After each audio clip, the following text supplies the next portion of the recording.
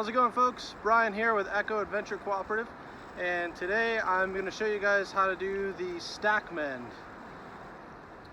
So when we're stack mending, after we make our initial roll cast, pretty quickly what we want to do is we want to lift the rod up with slack, let the slack through your snake guides, and then you're essentially going to roll cast that slack. So you're going to do about a half-powered roll cast, and what your goal is to do is to throw that line behind your indicator so that it slows the flow of your nymphs down. And what that does is it allows for a really nice drift, especially in those runs that are very weird to do a left or right mend, and it gives a natural drift for the fish to take the fish. You can also, or for them to take the nymphs. You can also get a little bit further to the bottom of the run where a lot of the fish are. Alright, so I'm going to go ahead and show you how to do a stack mend.